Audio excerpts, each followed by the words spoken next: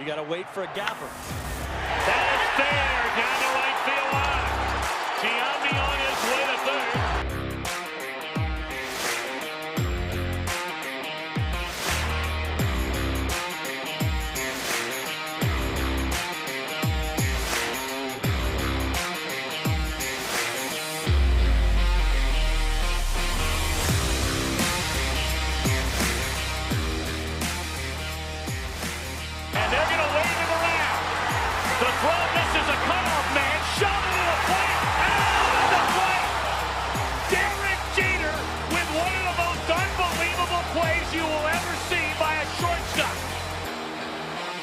Live from Chatterbox Sports Studios, it's Off the Bench with Thom Brennaman.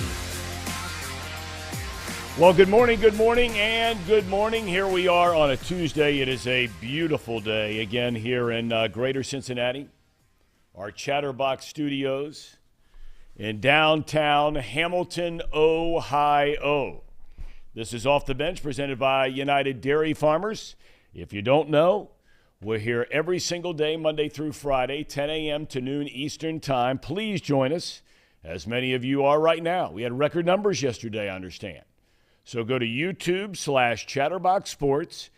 We ask you to please subscribe and hit the notification switch to let you know when our clips come out each and every day. We have great guests, good conversation here. We hope you're enjoying the show. We thank you for watching the show.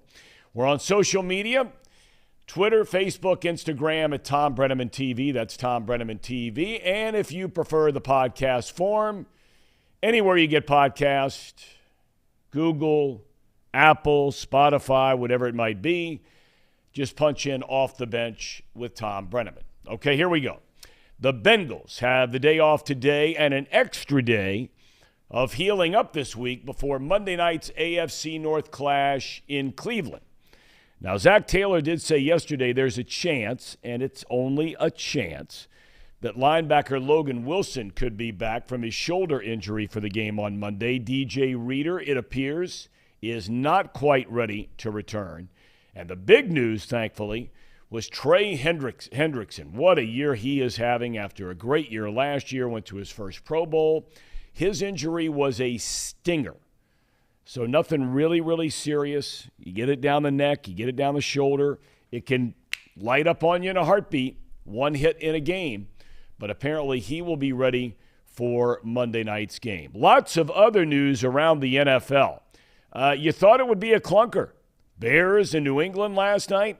Chicago got an outstanding start from quarterback Justin Fields and manhandled New England in Foxborough 33-14. Fields threw for 172 yards and a touchdown, also had a pick. He ran for 82 yards and a touchdown. The Bears ran for nearly 240 yards in that game. Bill Belichick benches Mac Jones. Now, remember, he had been out the last couple of games. Belichick goes back to Mac Jones last night. He throws an early pick. They're doing nothing.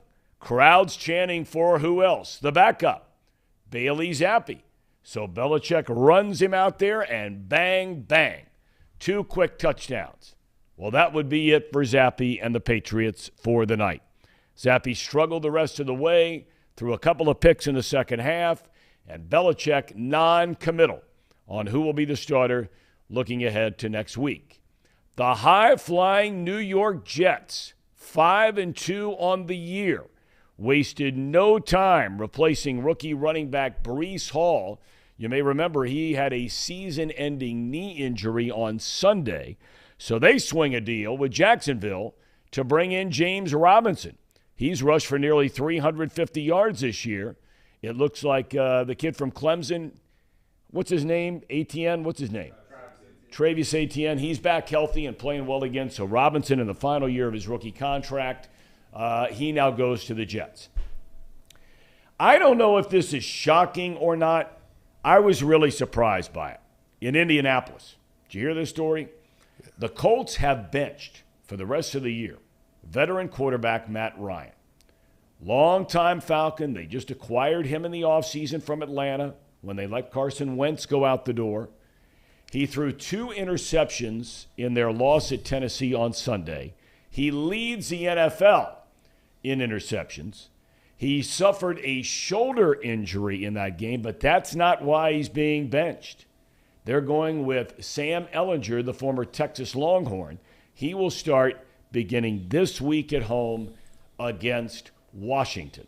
Interesting that Wentz, who was a starting quarterback for Washington, is not going to come back and play against Indianapolis, where he played last year. And in TV news, I thought this was big news, Jim Nantz will call his last Final Four this upcoming season.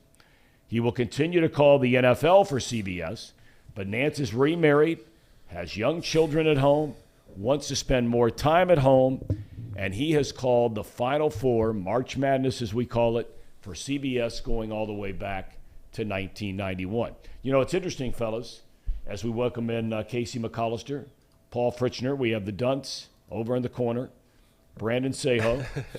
Is he over there? Can we get a shot of him? Yeah. The Daily Dunts shot. There he is, right? Which, by the way, before we go any further, I said this to you off the air, but I'm sitting with my son last night, and we were watching a little bit of Monday Night Football. He had a lot of homework and college essays and that kind of stuff. So we had a few minutes, and he said, Dad, have you seen this video from Brandon Saho?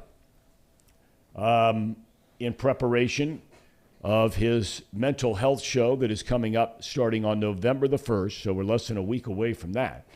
But your video introducing your struggles with mental health and depression, suicide thoughts, all those kinds of things. I say this from the very bottom of my heart, Brandon, that we are very grateful that you are doing so much better. It's obviously been a long road, but it's a very moving video.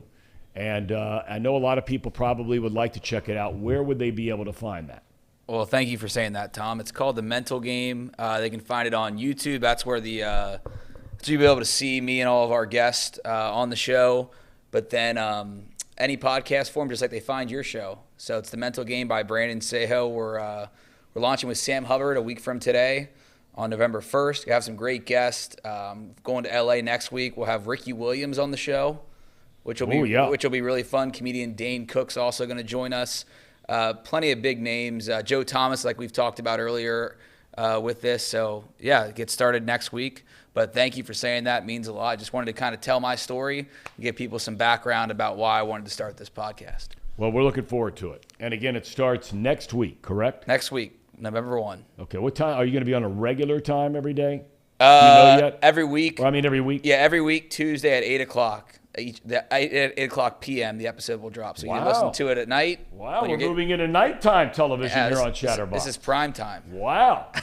I mean, you're like the Tucker Carlson. I don't know about that. I knew I'd get a rise out of you there. You're going head-to-head with Tucker over there. All right. Well, good luck with that. Seriously, that was a very, very moving video, and we enjoyed watching it together. Appreciate it. Thank you so much. Glad you're doing well. And, Paul, how did your show go yesterday? Are you already tuning up for the games and picks and everything for this coming weekend? Oh, yeah, no doubt. Yeah, not too picky yesterday. We had some fun with the Monday Night Football game. We didn't go overboard. We did have the Bears 8.5. But other than that, we didn't go overboard with the Monday Night Football game. I think we've gotten a little tired of these absolutely exhausting primetime football games, Tom. We've not been treated to great primetime football yet this year. Well, I mean, are you saying we haven't been treated to great primetime football game because the games have been bad or your picks have been bad? Oh, no, the games have been bad. I'm saying we had some fun. We put together a little parlay, it didn't hit, partly because Mac Jones got pulled early. We had some fun with it. Okay. Yeah. All right. Well, Justin Fields looked good last night. I mean, some guy wrote on Twitter last night, and I rarely engage on that much, but last night I did. He wrote that, Joe Burrow never started because Urban Meyer's an idiot. He never started at Ohio State. And Sean Spurlock from here at Chatterbox Sports chimes in and says, oh, you mean the year when Dwayne Haskins threw 50 touchdowns? Yeah, some revisionist history there. And, I don't have a problem with somebody questioning, Burrow not getting a chance to start at Ohio State. I understand that. There are a lot of people out there that probably question that. But to say that Urban Meyer's an idiot, I mean, 83-9. Yeah. 54-4 in the Big Ten. That's pretty good. Yeah. That's pretty good. One thing to go back to, I'm just curious your thoughts on it, and you mentioned it to finish your monologue, the Jim Nantz news retiring from March Madness. Did you have anything more on that? Do you know Jim very well? You know what? I don't know him, and it's interesting because, and I'm not tooting my own horn here, the guy who used to run CBS Sports is a guy named Ed Gorin. And when Fox started in 1994, a bunch of guys were hired from CBS to come to Fox as a startup when they got the rights to the NFL. The big news, of course, is that Fox hired Pat Summerall and John Madden to be the number one team. They hired away Dick Stockton and Matt Millen to be the number two team. And then they hired a bunch of us young guys, Joe Buck and Kenny Albert and Kevin Harlan and me and play-by-play guys. But Ed Gorin was the executive producer of Fox Sports, and he had been around Jim Nantz, actually was largely responsible for Nantz getting that chance when they let Brent Musburger go on April Fool's Day that year of 1990, and Nantz takes over. But he always used to say to me all the time, he's like, you and Nantz as guys really remind me a lot of each other. He always used to say that every time I was around him, and I never got a chance to meet Nantz. And then I was doing the baseball playoffs one year, and Howard Stern used to make a living out of just killing me on his show. For whatever reason, guy doesn't like me, that's fine. I mean, everybody's entitled to like who they want to like and not like who they don't want to like, whatever. But Nantz called the show and came to my defense about the game the night before. I think it was the New York Mets playoff game, and I've always appreciated it. So, no, I don't know him. But we have some weird sort of connections through the years, and God, what a career he has had. Yeah. For guys your age, that's the only guy that's ever called the Final Four. Yeah, every Final Four and national championship memory I have is the voice of Jim Nantz. And, yeah, I think it's interesting that you say that because I didn't read into any personal reasons. I know you mentioned his family and wanting to spend more time with his family. And the other thing, too, is that he does the Masters that same week. So I'm wondering if maybe – I don't know if there's anything, how much he loves golf. He always talks about. He was a golfer in college, I think. Oh, was he? At the University of Houston, I believe. That makes sense. Yeah, he is a Cougar. I knew that. But yeah, Jim's big. Obviously, he loves golf, and I always love hearing his stories about that week that he does from the Final Four leading into the Masters, how he handles the travel, everything like that, and so now they're going to get Ian Eagle. Yep. As the new voice of excellent announcer. I was a little surprised they didn't go with Brian Anderson, but I guess Ian Eagle's a CBS guy. Yeah. He's been there a long time. It's nice they keep it in-house, and Ian Eagle does a ton of basketball. Brian Anderson is not. Yeah. He really only does a tournament.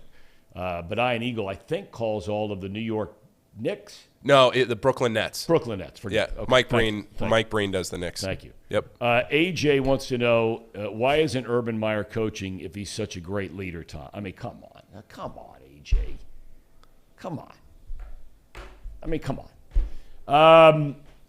Casey, how are you today? I'm doing good. Finishing up, closing up on the house. Get keys Very Monday. exciting. You're going to be moving into your first home. Yep. Congratulations, you and your fiance. You get your keys. I understand you were sharing with me a little while ago. You actually get the keys to your brand new home on Monday. Yes. Yep. Very exciting. Very exciting. Very exciting. Did you leave a little room in there for some little ones? There is one extra room, but that's probably ways away before anything like that happens. Okay. All right. Well, Reed. Okay. Oh, Trace Fowler reminds us that not only was Jim Nantz a golfer at Houston, which I knew, and I had heard this before but had forgotten it, so Trace, thank you. He was roommates with Fred Couples. Yeah. All right, coming up on the show today, we have Zim Hude. His wife got a flat tire yesterday, so he had to race out and help her with that. We certainly understand it, so he's going to join us about 10:40. And then at 11, we have Paul Daugherty from the Morning Line, and you can read that He's brought that back to life even after retiring as the longtime columnist with the Cincinnati Enquirer. themorningline.substack.com. And then, we're going to have to get into you moving into this new home today. You've gotten some marital advice already. Yep. Right? You've gotten some advice on your bachelor party. But now it would be interesting to hear, in addition to all that, moving into a new home from our good friend Tracy Jones. The slumlord, Tracy Jones. Well, he says that. I think he's I think that he's still. I think he's in nicer stuff. I think. I don't know that for sure. Maybe we ought to get on one of his tenants. Yeah, see what they say about him. I'm sure it's all nice things. They don't want to make the slumlord mad. I mean. Well, see, you keep saying slumlord.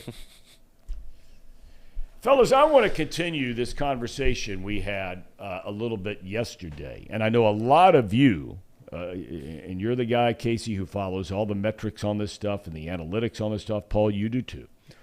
About what it is you like. Because, look, we've been on the air for, maybe a month and a half, right? And our numbers are growing, and we thank everybody for joining us. But we want to find out what you like the best. Do you like the longer interviews? Which, by the way, this is just streaming thought here, since we're streaming on YouTube. Tomorrow, we're going to have our first big interview actually in the studio tomorrow. Marty Brennaman coming in tomorrow. I love that. That's going to be huge. I'm very excited for that. We've not had anyone come up here to Hamilton and grace us with their presence. Yeah. He is coming tomorrow. He does a lot of work still for the Reds, and part of his work with the Reds in the Reds Community Fund is going to a number of senior living homes in and around the tri-state. So he was already going to be up here anyway. So it was his idea. Why don't I just come into the studio? I said, that'd be great.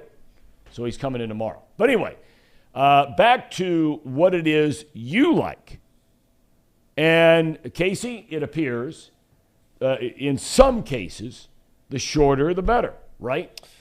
Yeah, I mean, not to say that we would need to rapid fire topics, but it seems like we get a bit more traction when we just shoot the shit and talk about whatever is relevant in sports. Like yesterday, we just had a little discussion about Joe Burrow, and that did so well yesterday. It was only like 5-minute discussion about him, but our audience seems to really enjoy that conversation, whether or not he should be an MVP candidate. Well, that's what I wanted to follow up a little bit on. Because Burrow, again, is getting a lot of national pub here over the last, 48 hours. You gave the numbers, Casey, I think it was yesterday. Since week 2, he's accounted for 16 touchdowns, 1 interception. He's run the ball well when he's had to run it.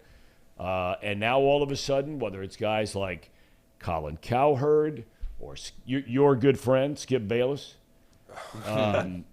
Your good friend, Skip Bayless? You know what? I like the guy. I mean, I know a lot of people that don't. I told this story earlier when I was announcing baseball out in Arizona. I was doing a Fox Saturday Game of the Week. I was doing the Giants a lot. He was working in the Bay Area as a columnist and a radio guy. And he used to call me all the time and ask about, Diamondbacks are coming in. Tell me about Schilling. Tell me about Johnson, blah, blah, blah, blah, blah, all this kind of stuff. And we would have conversations just about baseball, nothing else, on a pretty regular basis for about 4 or 5 years. And then he left to become a big-time TV guy. Now he's a big-time TV guy. But anyway, he's starting to say, oh, wait a minute now. Everybody's talking about Allen. Everybody's talking about Mahomes. What about the guy in Cincinnati? Joe Burrow. I mean, right now I think we both agree that 7 games into the season, Joe Burrow would be, I'm going to say, a distant third. Right now. Right now. Allen's the MVP right now. Yeah, I can't argue with that being number 1. Yeah. And I think Mahomes has a slight edge right now over Burrow. You agree? I haven't looked at his numbers. I'll look them up right now while we're talking about it. It shouldn't take me that long. But I don't think he's doing that much better than Burrow. Like, maybe he's got literally 60 more yards, and I think he's got less touchdowns. He does have less touchdowns. So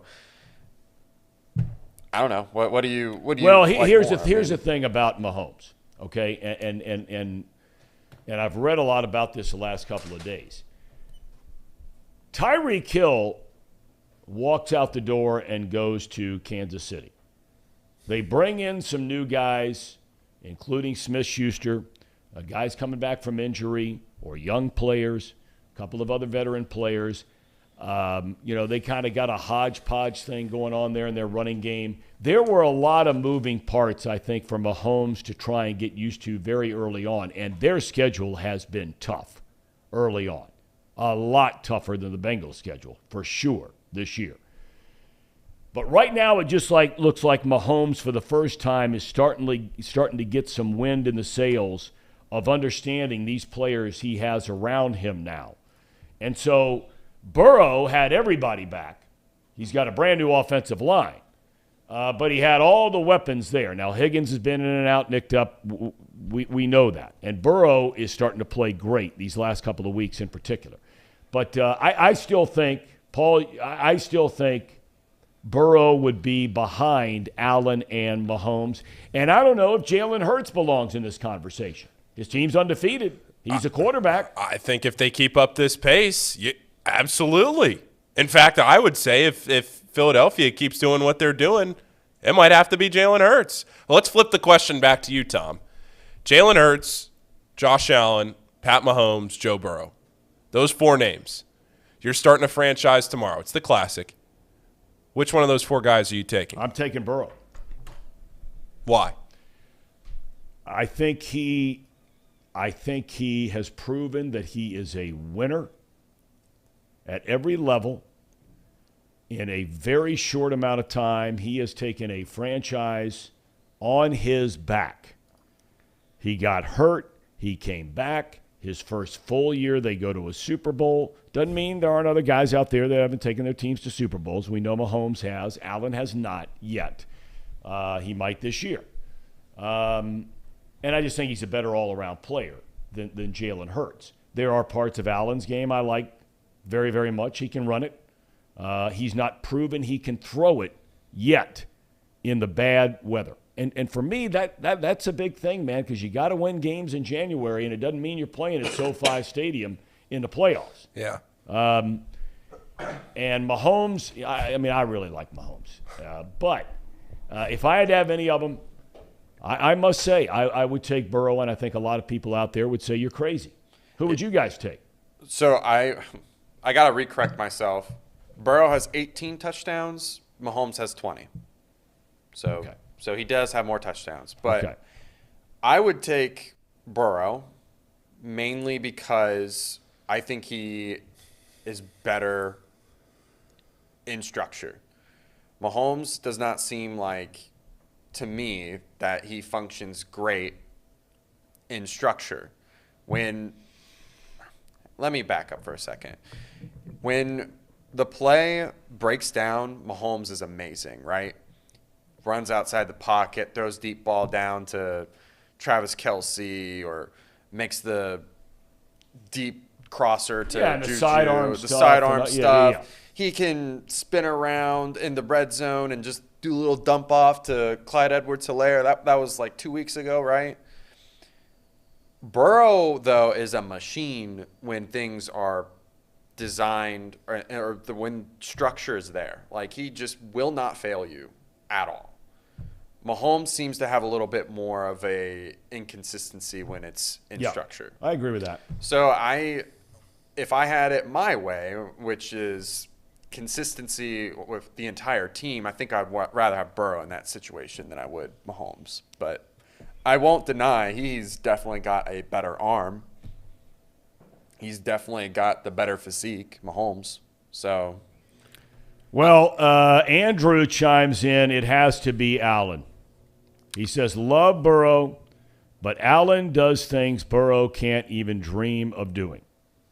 If we're talking about winners, though, Pat Mahomes has won a Super Bowl. Yeah, and then Justin Fields, fresh off an outstanding game last night, jumps in and says, "Sounds like a bunch of homers to me." I would probably pick between Josh Allen or Joe Burrow of that group. I think by the end of the year, Jalen Hurts will probably end up being third maybe in the MVP conversation. But regardless of what you think about him right now, his team's undefeated and he's the quarterback of an undefeated team. So it's hard. He's got to be at least in the conversation. And I think he is among the league leaders in virtually all of those categories. The thing that will prevent Jalen Hurts from having, and I used to talk about this all the time with Troy Aikman when I worked with him. When Troy Aikman played for the Dallas Cowboys, they get inside the 15-yard line, they ain't throwing it. They're turning around and they're handing it to a guy who has the all-time most rushing touchdowns in the history of the NFL in Emmitt Smith, right? Yeah. I think Philadelphia, when they get down in there, they like running the ball. Now, what are his numbers? Jalen Hurts? Yeah. I'll look it up right now. Just give me a second. He's right on it. This is elite level producing right here There's from no Casey. doubt Right about on it. There's no question about it. We put a timer here. So we got people asking for a timer. We put a timer on Casey. You know what? We should have a pitch. Here we go. Well, that's what I was going to say. If you can't get it in 10 seconds or less, we just make it up. So Jalen Hurts, actually, his passing numbers are not that great. But he did have a bye week. He has 1,500 yards passing, 6 touchdowns throwing, and 2 interceptions. Yeah. But how many? His rushing numbers. You want to hear the rushing numbers? Sure. Here? They're actually not all that great either. No, I don't think he runs it a ton. He can run it. But you want to know what the team's numbers are. Well, and I'm looking those up too because I'd like to see how many rushing touchdowns the Philadelphia Eagles have so far this year. 13. Yeah, right. And they are running for 225 yards per game. Yeah. Oh, I mean, Jalen. That's insane. Jalen has 300 yards running, so I guess he technically has 1,800 yards all-purpose, roughly, and then he's got 7 touchdowns. So he's not blowing anyone away. Yeah. But he did just play Dallas, and that's tough. He had a bye week, so Dallas, some of the numbers are skewed. Better than people give him credit for. Cowboys. They are? I think so. I think the Is that a bad take? Hang on. You don't think the Cowboys I think the Cowboys are much better than people give them credit for. Now, Dak Prescott can put up huge numbers in any game he steps on the field. But for me, again, there's another guy who has been surrounded by some pretty good players through the years. And they just don't win when it matters. Now, is that all on him? Of course not. He's got a really good defense so far this year. I'm with you there. Ezekiel Elliott looks like he's starting to come back and be the player he used to be. He's looked really good the last 2 or 3 weeks. And Pollard's a great complimentary back. We'll see on Dallas. I mean, I'm not saying they're like Super Bowl contenders, but I think people maybe 2 weeks ago were just completely writing them off. And they're the Giants' only loss. Beat the Bengals with a backup quarterback. Yep. Beat the Rams. Yep. They did. And then Cooper Rush steps in there, and he went 4-1. And now Dak gets his first win after starting the season opener, breaking his thumb. Leaves. He's technically charged with that loss as a starter against Tampa Bay. He was just okay in his first game back, but it's his first game back in a month and a half. So we'll see about the Cowboys. That's a good race. That's by far the most intriguing race of 3 teams off to good starts. Cowboys have 2 losses. Giants have 1. Eagles have none. I will say this. They average 4 sacks a game. Who? The Cowboys. Yeah. That's insane to me. That Micah defense, Parsons. Yeah, Micah Parsons is insane. When they get their offense figured out, though, if they can score above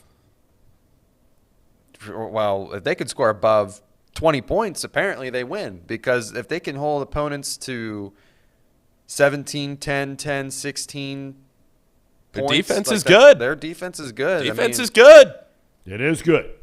All right, we've been asked a question. Who are my top 5 teams in the NFL right now? We got those cases. You want to do it? I got them right here. I got a power 5. Let's Paul. do it. Now, look, I preface this every week by saying these are the teams right now that I think are the top 5. Do I think there are teams outside the top 5 that could beat teams inside the top 5? Absolutely. And the Bengals are very much right in that mix. But they don't make the top 5 at 4-3. No team 4-3 is going to be in the top 5. Okay, so we start with the Eagles. They're undefeated. Look at the offense and defense where they rank. Bills right there, number 1 in both. I only go with the Eagles because they haven't lost. Kansas City, number 3. Quietly, the Vikings have lost 1 game. Now, you could ask, who have they beaten? And do I believe in Kirk Cousins? The answer to that question is no. I don't. And then the Giants. Now, right after that, fellas, well, first, your impressions of that group. You don't like it? Well, there's no Bengals. No. I think there's some other teams that I would put up there. Instead of? Okay, who? Dallas? I'd probably put Dallas ahead of the Giants. Okay, fair enough. Just because they beat the Giants. Okay, fair enough. And they played with a backup quarterback, and they're still where they are. I understand that. I get it. And another team that I think is kind of going under the radar for you on this one, Seattle. I really think Gino. I really think there's something there. Do you? Yeah, they've got a. Well, did they lose Kenneth Walker, or am I thinking of something else? No, if Seattle can continue to run the ball like they have, I think they should be considered in your top 5. But I won't put Baltimore up there. I'm not going to be a homer and say the Bengals deserve to be up there. But other than that, I think the Giants and the Vikings are the ones I have problems with. I understand. And believe me, I struggled with putting those together because those two teams, they really haven't beaten anybody yet. I don't consider even the Vikings, win. Didn't they beat Green Bay? No, they lost to Green Bay. That's their only loss. No, they lost to the Eagles 24-7. I'm sorry. They did beat Green Bay, but Green Bay does not look very good. Paul, you have issues with that top 5? I don't have too many issues. You want Dallas in there. No, I actually don't mind the Giants being in there. If you're going to talk about the Giants versus Dallas, I don't necessarily mind the Giants being there. It's funny, the comment section talking about whether the Giants are for real, whether they're frauds, whatever. The discussion there, you can go back and forth, whatever your opinion is on the Giants, whether they're real or not. It is kind of funny, though, looking at the Giants' schedule, and we talked about this a lot yesterday with the parity in the league and how the NFC stacks up right now, and the NFC just plain and simply not that good. Yeah, the Giants, like Casey just said, kind of got a little bit of a test now coming on Sunday against the Seahawks, but then it's the Texans, they stink. The Lions, they stink. Yep. Then you got the Cowboys again, but you go back to Washington, the Eagles, Washington, Minnesota, Indianapolis. Who knows what's going on there toward the end of the year before the Eagles again. So you'll find out a lot about the Giants in the second half of this season because you got to play the Eagles twice. You got to play the Cowboys again. Yep. The Commanders with Taylor Heineke aren't a pushover. They've hung around. I don't think they're anything to put in the upper echelon of the NFL, but they're certainly not a pushover that a lot of people seem to think that they are. But I think that you'll find more out, and even the Seahawks, like you said, Casey, I think you'll find more out about the Giants here in the next few weeks. I'm not sure that they'll be in the top 5 by week 17. Well, you're a good friend of mine, Leif Erikson. Yeah, great friend. He has the Bills number 1. I understand that. Has the Chiefs 2. I understand that too. Eagles 3. He says, my Vikings. Of course, Leif Erikson, my Vikings at 4. And has the Bengals number 5. Okay. So he has the Bengals ahead of the Cowboys, the Bengals ahead of the Giants. Okay. Listen, I would 100% put the Bengals in the top 5, but I'm not going to do that. I'm not going to do that until they actually get above having. They got to get more than one game over 500. Yeah. Yes. Look, are they playing well? They played the really Saints good against game, two injured teams. I'm not going to say they played a great game against the Saints. I'm not. I'm just not. They had spurts. There was much more consistency this past weekend against Atlanta. But it's against Atlanta. I'm not, believe me, I hope that we're talking about the Bengals being in the top 2 or 3 in about 3 weeks from now. And they've got a chance to get on a nice run here. If they beat the Browns on Monday night, then you've got the Panthers. I think after that you've got the Steelers, right, on the road. I think those are the next 2 games after, if I'm not mistaken. So, I mean, it's conceivable. You go to 5-3 with the Browns, 6-3 with the Panthers, 7-3 with the Steelers. Now you're talking. But until then, 4-3 is 4-3, and you're not going to put the Ravens ahead of the Bengals right now because the Ravens beat them. Both teams at full speed. Ravens beat them. All right, Zim Hude will have more to say about this, and that's around the corner on Off the Bench presented by United Dairy Farmers. At United Dairy Farmers, we've perfected freshness in our family bakery, where we use only the finest ingredients, like thick, high-quality glazes on our signature donuts, before delivering them fresh from bakery to store every day. UDF, made for you. If your AC or furnace is struggling, turn to the experts at Bartell's Heating and Cooling.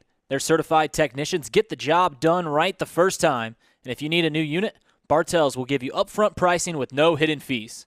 Plus, ask about Bartell's 0% interest financing for 60 months. Learn more at bartellsheatingandcooling.com. Bartell's Heating and Cooling, for a comfortable way of life. Eli's Sports Bar and Grill, proudly sponsoring high school football with 3 locations in Mason, Liberty Township, and Ross, Ohio. Our 10-foot screens guarantee a great view from every seat in the house. Eli's Sports Bar and Grill, the best place in Cincinnati for sports, food, and fun.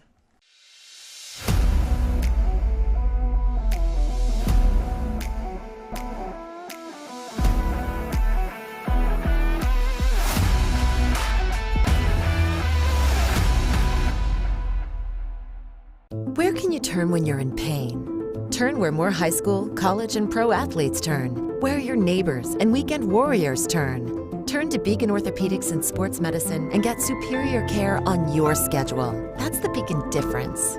Check out our fresh arrivals at Jake Sweeney Used Cars. Over 250 used vehicles weekly. All makes, all models. From economy to luxury, Jake Sweeney, the original used car superstore.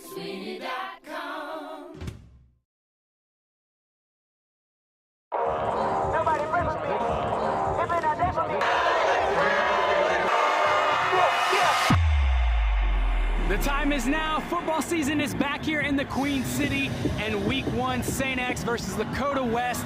EJ Train here with Chatterbox. It's about to go down. It's our kickoff of our official tour. Every Friday night you'll see us. Let's go.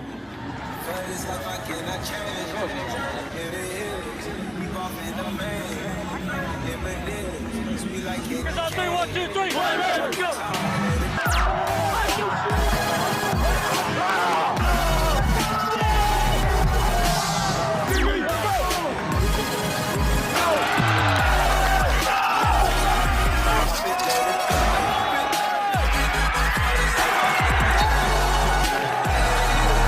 Man, I'm telling you, this game is going to come down to the first guy that says I've had enough. That's all it's going to say. One guy to say, you know what, I've had enough.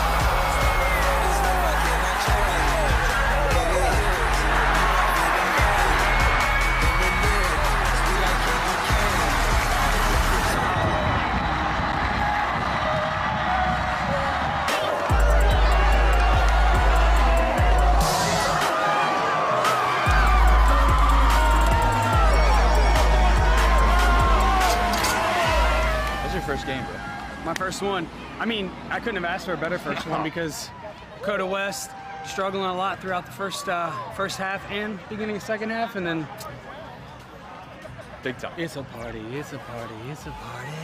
I know one thing. Ain't nobody does this better than us. Facts.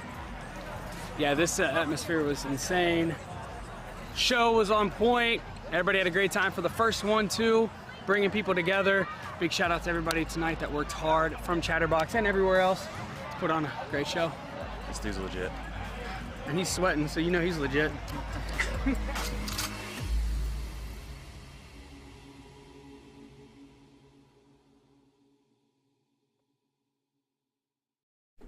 All right, welcome back to Off the Bench, presented by United Dairy Farmers. Understand we're having some technical difficulties with our buddy Zim Hude, but Casey hard at work to get him dialed in. The Bengals Report is brought to you by Encore Technologies. Encore Technologies provides IT solutions for a data-centered world with a suite of services from mobile computing to desktop to data center, supporting both centralized and work-from-home computing models. To improve efficiency and productivity, visit encore.tech. The path to innovation begins here. Still no luck. Still nothing. Still nothing. I wonder what's going on with Zim. Let me see if he's trying to shoot me a message here. Nope. No. I think it's just an issue with his mic. I think he's going to unplug it and use just his laptop sound, but we'll see. Right. We have a massive Gold Star and Skyline argument happening in the comments section. Well, right look, now. I saw those, and all I can tell you is we approached one of those two companies about being a sponsor for our show, but we caught them at the end of a fiscal year, so they were unable to do it. I don't know about the other one yet. So, look, we say it all the time, okay? We want to do a lot more things, start taking a show on the road from time to time.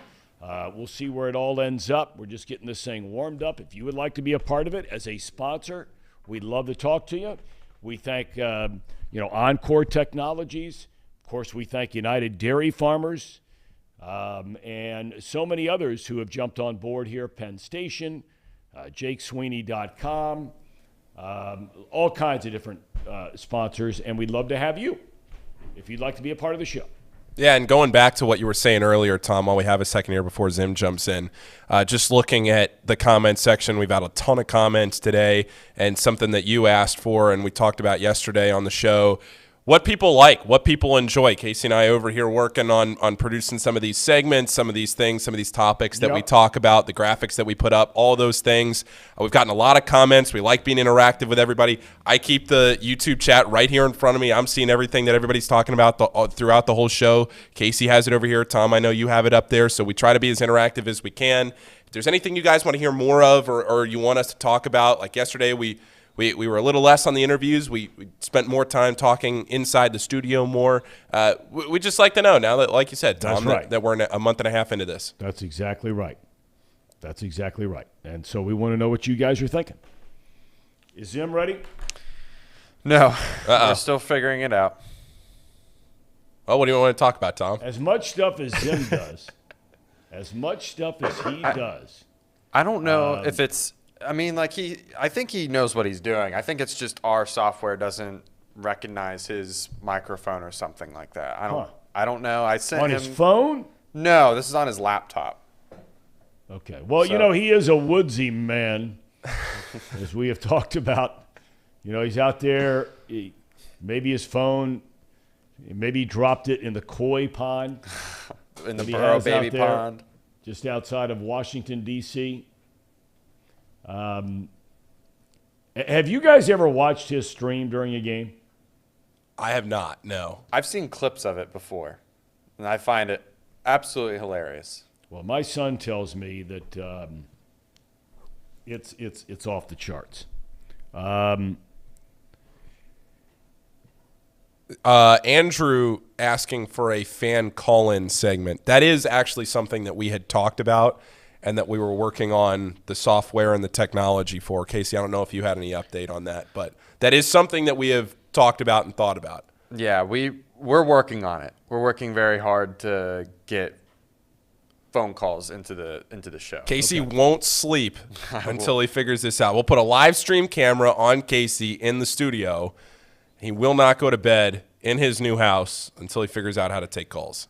Somebody made the comment we should have Joey Votto come on as part of the big interview, and we've extended that invitation to Joey Votto, and he has politely declined. Now, maybe Brandon can convince him to be on his show, which starts next week, but no luck there with Joey Votto. Maybe there will be down the road. We're open to all parties across the board of coming in as a guest on this show. We know we'll have Paul Daugherty coming up at 11 o'clock. Zim may not make the cut. If we can't get this straightened out. And then Tracy Jones comes up later on. And we've been able to get him on. It doesn't matter whether we are having him join us from Bellevue, Kentucky, or Cancun, Mexico. Are you guys, and while Casey's working on this, Paul, you're a big basketball guy. Yeah. I saw where you sent out on a tweet last night that we are less than 2 weeks away now from the start of college basketball season, and your Xavier Musketeers. Yeah. High hopes around there with Sean Miller back?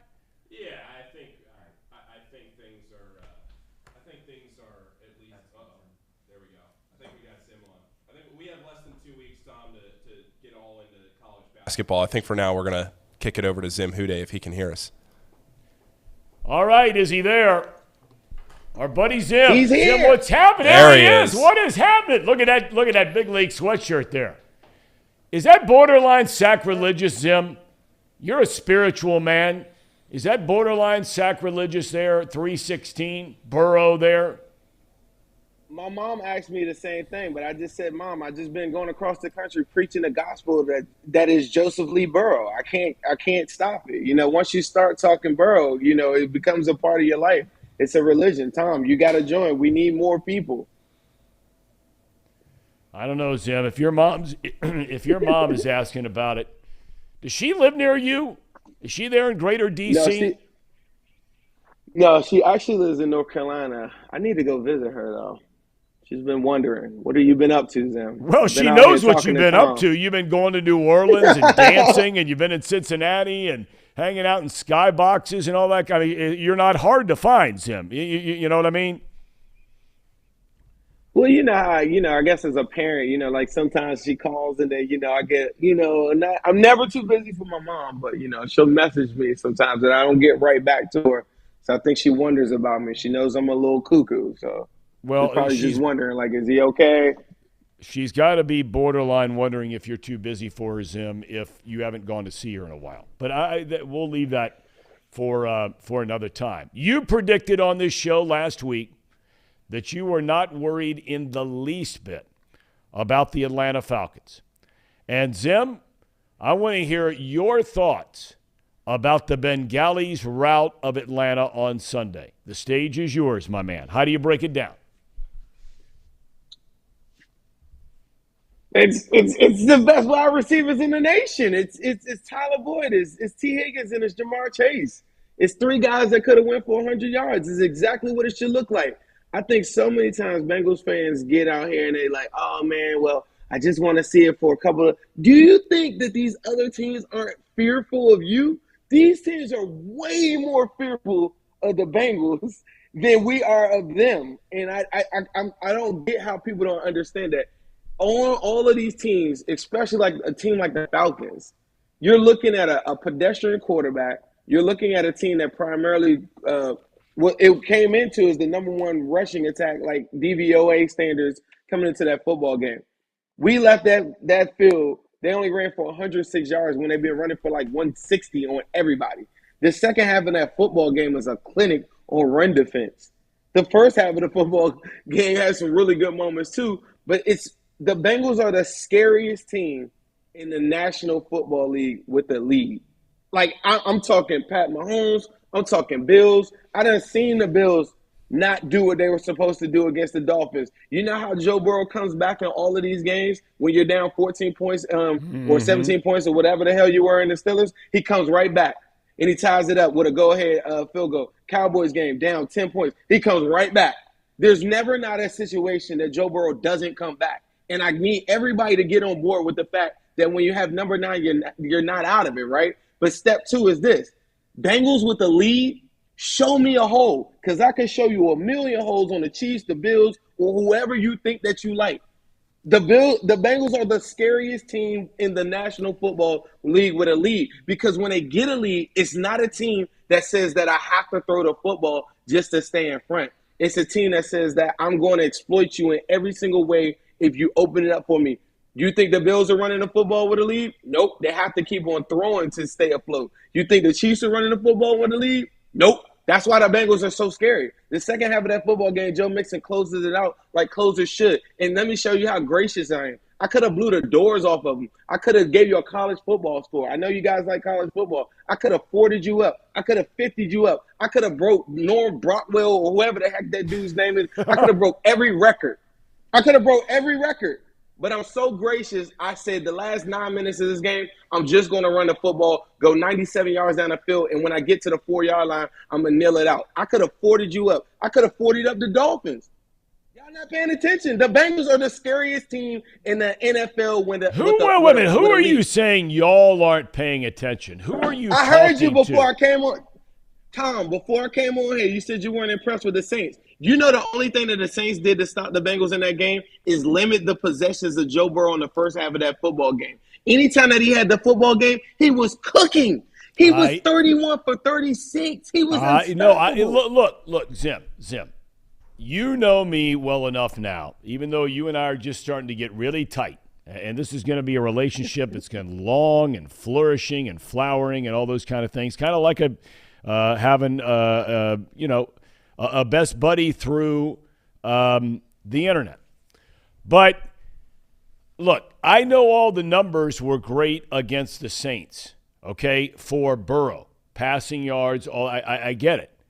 But at the end of the day, they still had a lot of points of lull.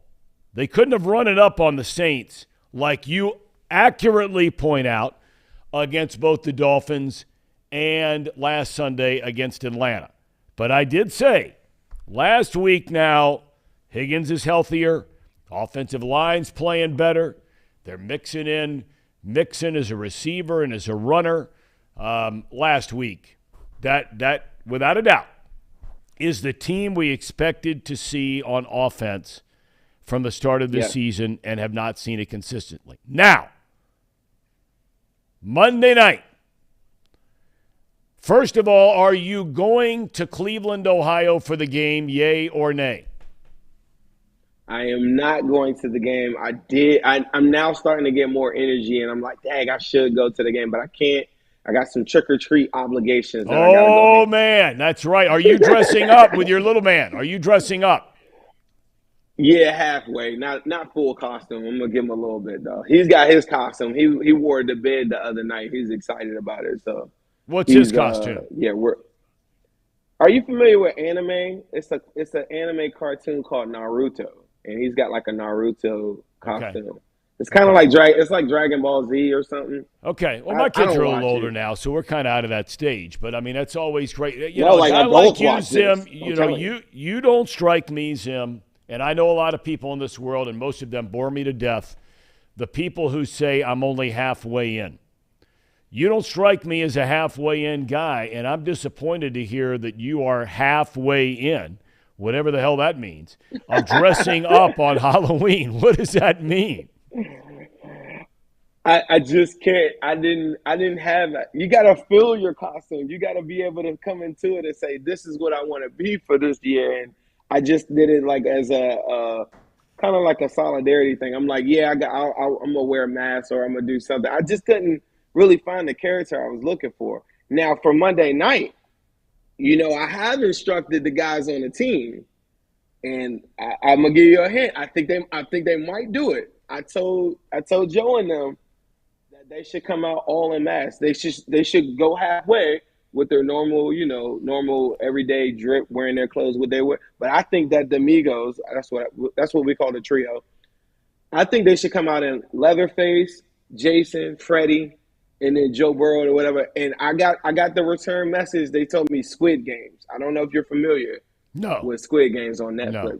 So Netflix it's a really good show. You should check it out. Okay. It's called Squid Games. But that was the return message that was sent to me. So be looking for that Monday night. I think that right now we're the scariest team in the National Football League, Tom. I need you to tell everybody how scary we are. Jim, I'm with you, and it'll be really scary if they show up in those masks.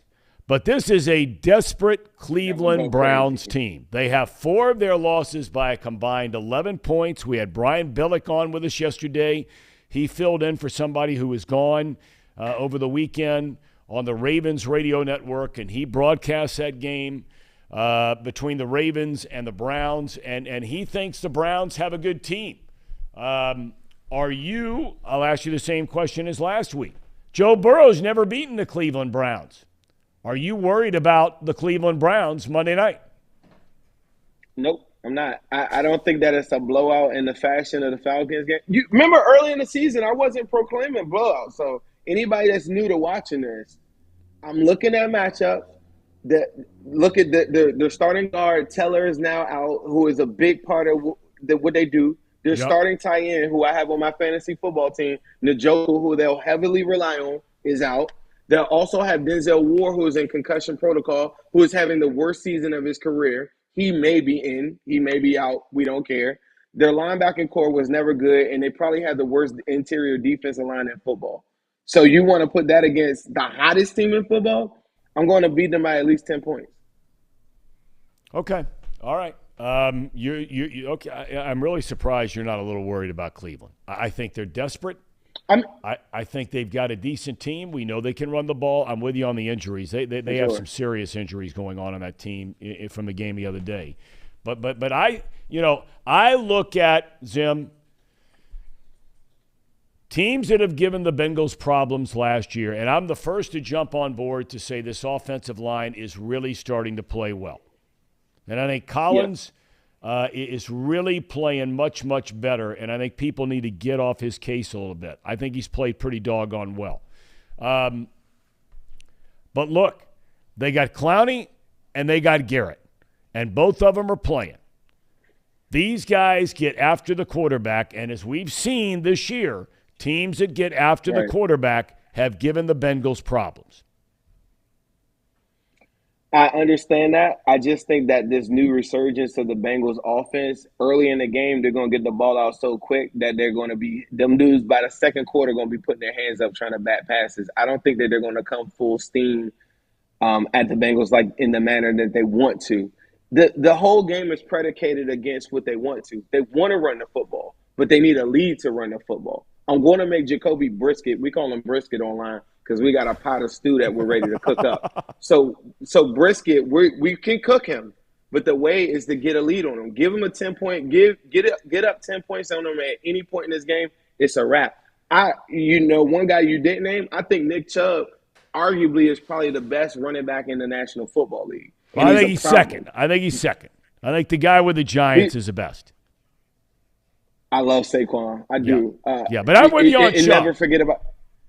Never forget about Derrick Henry. So what I'm saying is this. In those circumstances, I just outlined in this brief 10, 15 minutes, in any circumstance that you could tell me of, what's the Browns' Achilles heel this whole entire season? They haven't been able to hold a lead. What's the one constant that I do know is that if I do get behind, I always come back. What's the thing that I do know that the Browns have been doing recently? Giving up a lot of passing yards. So Nick Chubb can have a day, but I think if the odds go in my favor, they won't allow him to have a day, just like the Falcons weren't allowed to have a day, because all these teams that are one-dimensional, they have to play with a lead in order to enforce their will. If they're not playing with a lead, they won't have the opportunity to display Nick Chubb's talents and everything like that. And then at that point, now I'm really where I got you. I have one of the best corners in the National Football League who's only giving up a completion rate of 33% in passing attempts in the National Football League. You think that I'm scared of Amari Cooper when I got Chidobe Awuzie,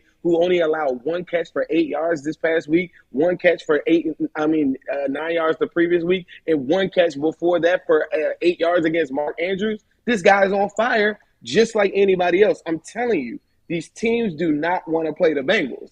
Like, we're talking about what these teams could do. They don't want to play us. We're the scariest team in the NFL because we are not a one-dimensional team. All these teams that we played recently, they're all one-dimensional. And the difference is the Bengals, even if we get a lead, we could still run the football if you give me a 6-man box. And if you go into if you do allocate more resources to the running back in the runs or whatever, I'm just going to kill you with the best 3 wide receivers in football. They're the only 3 wide receivers that have 400 yards or more. Did you know that, Tom? I did know that. And look, I'm with you. I'm with you on the Bengals being the scariest team to try and face in the NFL. There's no doubt in my mind about that. Was that a doorbell? Did I just hear a doorbell? That's when my door opened. What? my wife opened the door. She left out. So you have one of these fancy houses out there in the woodsy part of D.C. where when a door opens, and I'm assuming a window opens, that all of a sudden a little chime goes off? It's called look, I know that crime is rampant across America these days. Right. I mean, we know that, and especially where you are. Not necessarily your neighborhood, but where you are in D.C. I mean, it's off the charts. But you have one of those fancy sort of things going on where a door opens and there's a chime. That's a big league operation you got going there, Zim. Man, that's ADT giving me some stupid chime. I wish that thing wasn't on because at nighttime when people open the door, I wake up. I'm surprised that you didn't tell the people how elite I was. I changed the tire yesterday. Who's changing tires in 2022? You told me she had a flat. Who. You didn't tell me you changed the tire. That is big league, and I give it up to you. But you're a woodsy man. I mean, you're a hands-on kind of guy. So, I mean, you're raising healthy koi. You've got lots happening around out there in the woods. You got the ATV stuff happening. So, I'm not surprised. I am disappointed, though, that you're half in for Halloween. All right. Zim, let me know when I'm coming on your show, okay? You let me know when we can do this. I can't do it tonight. I sent you a text. I got a soccer game I have to go to tonight. Bummer for me. But we got to do this soon because I want to be on your show, all right? Got to, man. If you don't know, everybody's listening. I do a show with my partner, Ace. It's called the Cincinnati Pod. Please make sure you guys follow it. It's called the Cincinnati Pod. If you do like Burrow 316, go to zimhude.com. There's other cool stuff on there as well. Including Migos stuff. Migos. All right, see, we're having fun now, Tom. Amen, you put points on the board. I'm all about having fun. That's why we have you on this show regularly to lighten up from everybody else around here. Life and death stuff. We got to have our man Zim. You are the man. Thank you for your time today. So serious when you could just watch the Bengals score a boatload of points? Why so serious, everybody? Okay. Here we go. Monday night. You ready for this, guys? Here we go. I'm ready. That's it for Zim. He's the man. Look at him. He's back there fired up. Looks like Floyd Mayweather back there. Actually, he looks a little bit more like he looked a little bit more like Sugar Ray Leonard there. Sugar Ray. Okay.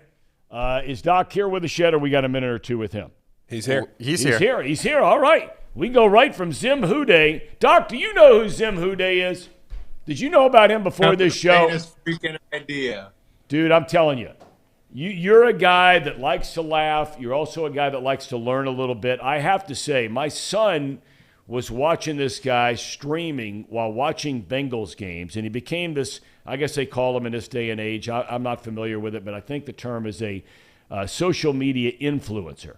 And this guy knows more about the Bengals, I think, than anybody who's covering this team and maybe anybody who coaches this team. I mean, he knows about the defenses of the opponents, so on and so forth, but he brings a little fire, a little passion. You might like this guy. I should listen to him. I need some passion and fire in my life. I'm retired. So themorningline.substack.com. themorningline.substack.com. You were up in visiting your son over the weekend. There we go. You got the lid going, TML, Morning Line. You were visiting your son over the weekend. So before we get to the serious stuff, I assume you guys had a great time together. Fabulous. And where were you? That's in New York, right? Brooklyn, Bushwick. Yeah, Brooklyn. Yeah, How do you the like heart of Brooklyn? Brooklyn. That's a changing town there. Yeah, it's great. You know, it's small dose great. You know, it's a great example of moderation. You can go off the edge in Brooklyn very easily from an entertainment standpoint, a wallet losing standpoint, money drifting out and disappearing, never to be seen again. But if you do it in moderation, it's great. It's great. I could probably do it, 4 days instead of 3 before I had to get the hell out of there. I got you. All right. Did you have a chance to go back and watch much of the Bengals game against Atlanta on Sunday, or maybe you watched it while it was going on? No, I didn't watch any of it. The way I followed it, Tom, we were at an Edward Hopper exhibit at the Whitney Museum, and I happen to be a big Edward Hopper guy. And I watched the game cast, the play-by-play on my phone. I did see the highlights. Sometimes, it helps to be there, reporting and talking to people, but some things are just very predictable. And if you've been around this team and sports around here as long as I have, which is really a long time, some things are pretty self-explanatory. I didn't need really to watch that game again. There was nothing close about it. And the outcome, because they played and more importantly thought the way they did, the outcome was kind of preordained and easy to explain.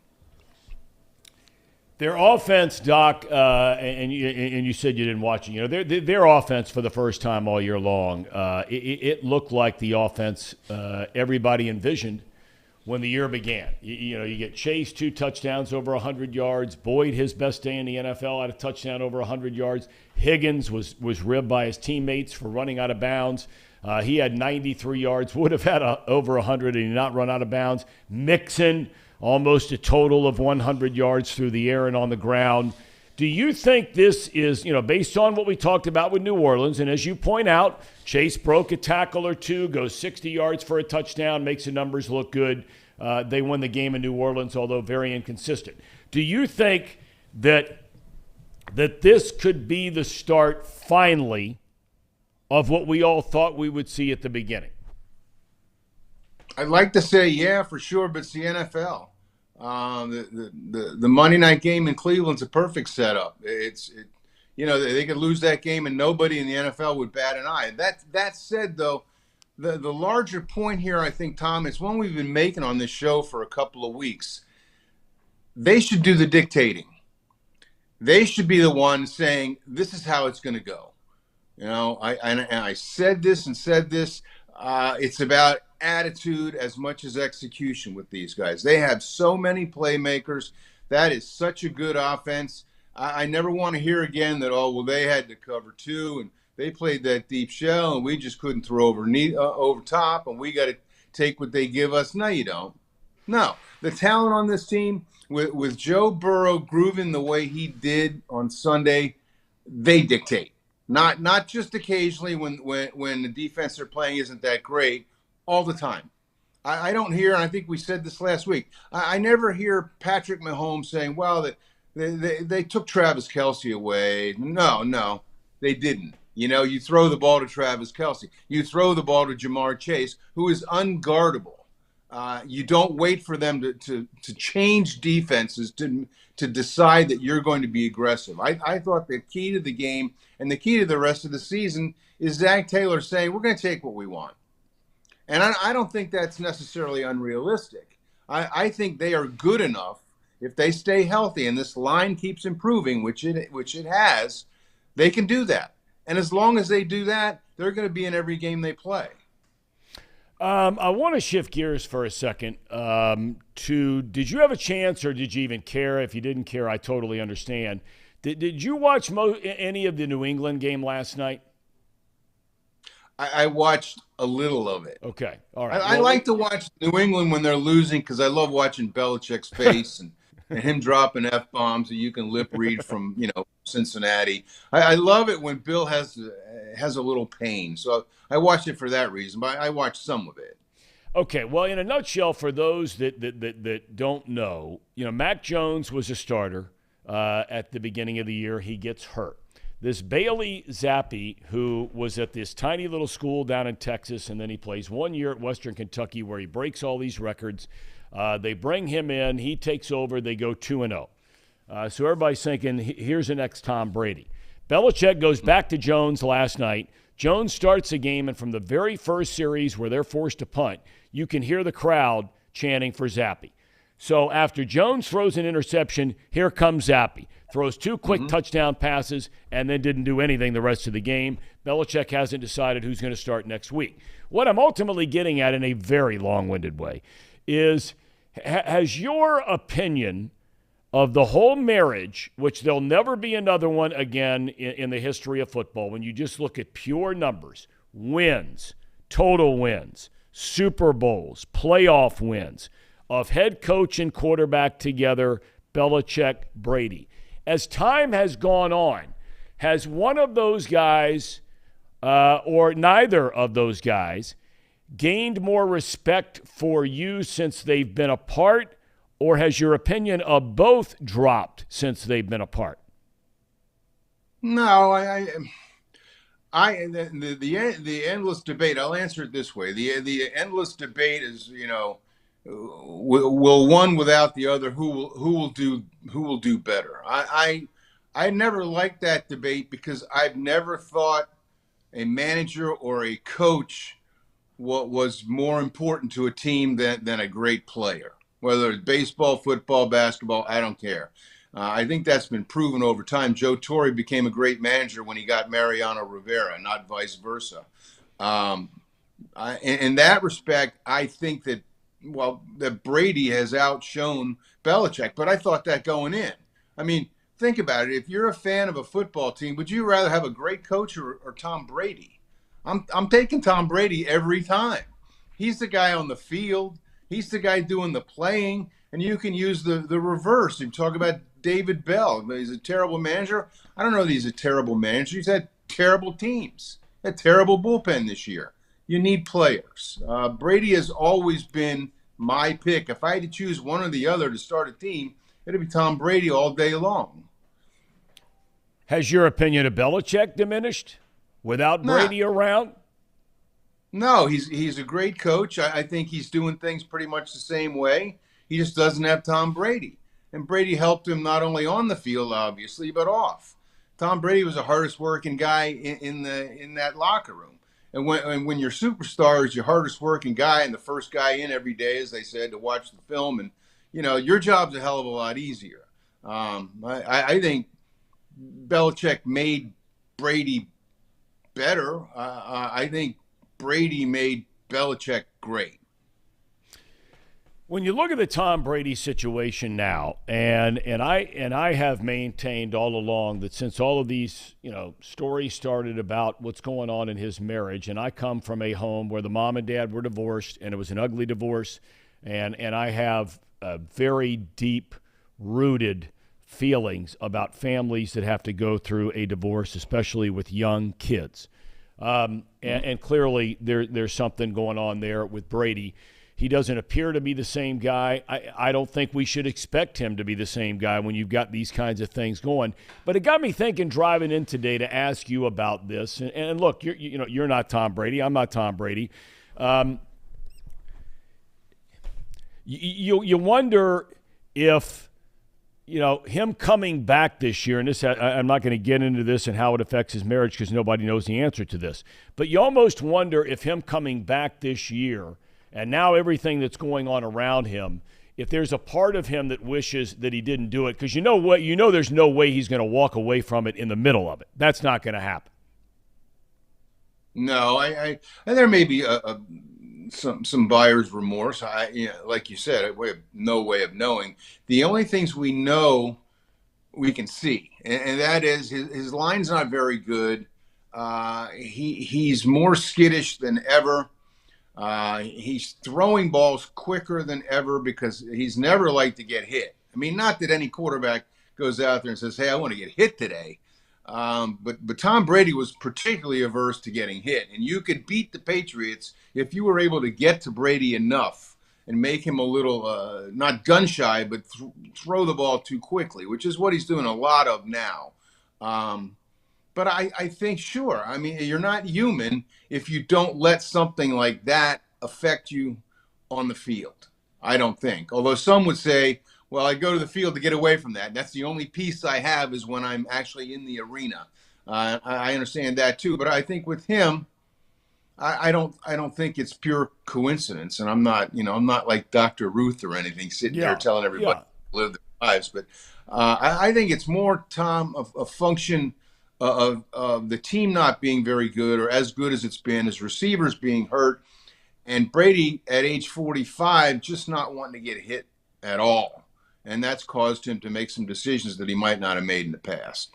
Has there ever been an athlete, when you got started as a very young writer and then later a columnist shortly thereafter, and I don't know if you ever went into this business when you first started out kind of looking at players as robots, because I think a lot of us are guilty of that. I've been guilty of it 1,000 times. Was there one guy that all of a sudden opened your eyes and your mind to understanding these guys are not robots? I could say one guy that did make me think they were robotic, and that was Pete. Pete Rose. I mean, he could joke about I got such and such hits, so many hits when I was going through the divorce, right? No, no, and I think part of the reason I never thought of that is because I don't god these guys up. At least I try not to. I understand that they have a unique skill, a unique talent. Some of them, like Brady, it's a talent all alone. They're still people. They're still subject to the same sorts of emotions and slights and joys and sadnesses that the rest of us are. And like I just said, I think if you don't let that stuff creep into your work, you're Pete Rose. I don't know that it ever crept into Pete's work, at least as a player. The whole Giamatti stuff, and obviously that summer of '89, I'm sure it might have crept into his work as a manager, but never as a player. So long-winded answer. I never considered them robotic because I never held them to a different standard as human beings than the rest of us. Just because they could hit a baseball or throw touchdown passes didn't mean they were any better than the rest of us morally, right? Right. All right, Doc, enjoyed it very, very much. It's themorningline.substack.com. When's the next one coming up? I just pushed the button right before I came on. And what's it about today? If you give us a little teaser. It's about what we've talked about, basically why the Bengals scored 35 the other day and could score 35 every week. About my experience in New York, where we shelled out $100, including tip for 4 croissants and 4 cups of coffee, driving Johnny Wallet absolutely up the wall. I needed to check into Cedar Sinai or whatever it is up there, Mount Sinai, for signs of a stroke. And about Hopper. I don't know how many people have any interest in art at all, and I don't have much interest, but I love Edward Hopper because his paintings are not BS. They're not Jackson Pollock. You could tell a story from every one of Edward Hopper's paintings. I had a blast walking around. I'm walking around looking at the phone, seeing Joe Burrow throwing for 200 yards in the first quarter while I'm staring at an Edward Hopper Nighthawks at the diner painting, right? So fabulous weekend. Go to New York. Just don't hang out too long because it'll get the best of you eventually. And we leave before that happens. But great to see my kid. Absolutely. All right, Doc, welcome back home, and we will catch up later in the week about what else might be going on around in sports. I want to talk to you, and just to give you a little heads up, when we talk to you later this week, I want to talk to you a little bit about UC football and moving into the Big 12. Okay. Because we talked a little bit about it on the show yesterday, but I'd like to get your thoughts. Thanks for the time today, my friend. Have a good day. I want to see you get the TML T-shirts made and wear one on the air. You know what? I want to tell you right now, and I told you our guys from Headlines are right out the door. I can see all these guys hard at work right now. We have a couple of guys already who want to buy it. Really? Sir Boy Wonder 513, he goes by in our chat right now, and our numbers are literally climbing by the dozens, if not the hundreds every day, says he needs one of those TLM lids. So I'm thinking lids and hoodies. TML lids and hoodies. What do you think? I think that would be fabulous. Let's do that. I'm going to get those guys on it. All right. Doc, have a good rest of your day. Thanks, Tom. You as well. All right. Thanks, buddy. Take care, and thanks for your time as always. Yeah, I really want to pick Doc's brain about this Big 12 thing because I got to tell you, fellas, I don't know why. I thought a lot about it last night, and I know Oklahoma and Texas are leaving to go to the Southeastern Conference, but I am really fascinated to see how UC is going to do in the Big 12. Everybody's talking about basketball. I mean, everybody's talking about football. Basketball is going to be great. Well, that's exactly what I was just about to say. I'm a basketball guy. The Big 12 is the best basketball conference in the country. There's no doubt about that. And I am very excited. If absolutely nothing else, I'm excited to see Kansas and West Virginia. Bob Huggins come back to Cincinnati consistently.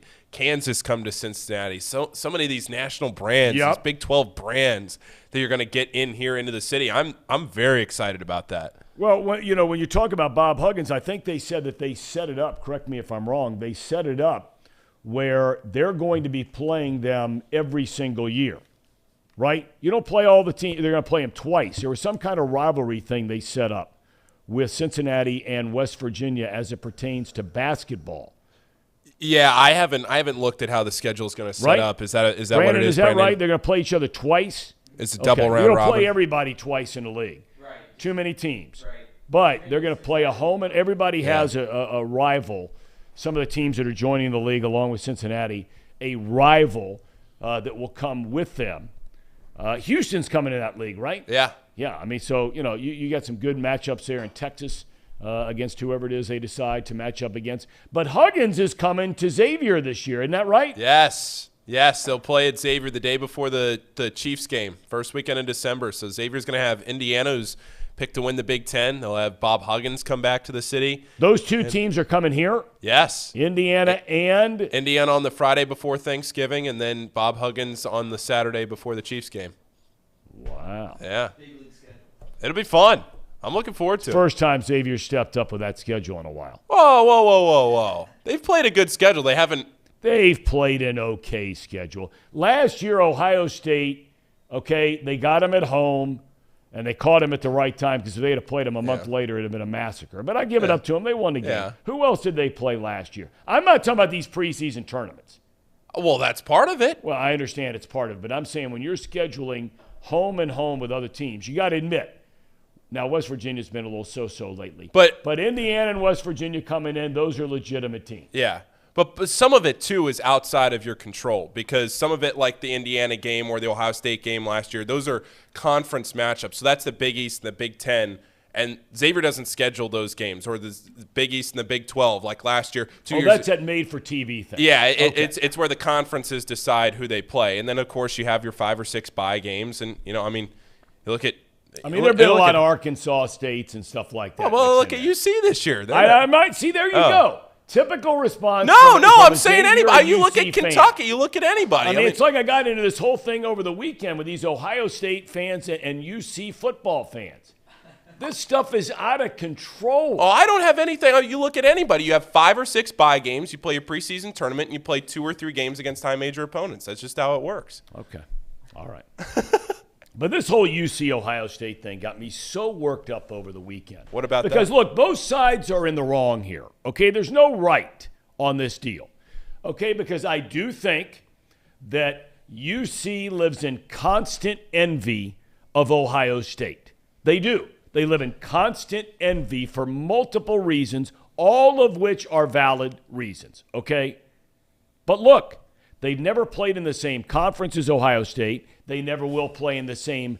They never will play in the same conference. They rarely play them in anything. All right, and they're never going to be Ohio State in football. They're not. But that's okay. Because last year, Cincinnati got to the college football playoff, and they're going to have a chance again. Now, on the flip side, the Ohio State fans look down their noses at Cincinnati. They do. It's a fact. And when some of these people talk down, and when anybody talks down to you in your life, you're going to react defensively. And so that's what's going on here between UC football and Ohio State football. Yeah. And at the end of the day, both of them are doing great. Why not enjoy the ride? Yeah. Right? I mean, Casey, you're rooting for Penn State this weekend, but I mean, you can get along with Ohio State and UC, right? Ohio State is something else. But now, what does that mean? The fan base is something else. The fan base? Yeah, fan base is something else. Meaning what? They're just always over the top. Over the top in what way? Confident, looking down their noses at people, that kind of thing? Yeah. Chatter? Chatter, yeah. Okay. You know, somebody brought up a good point. It's we got a million comments there flurrying in about 10 seconds. Somebody made a comment about the Big 12 and the ACC. The Big 12 has the last two national champions, Kansas, Baylor, Texas Tech, Chris Beard, Scott Drew, Bill Self.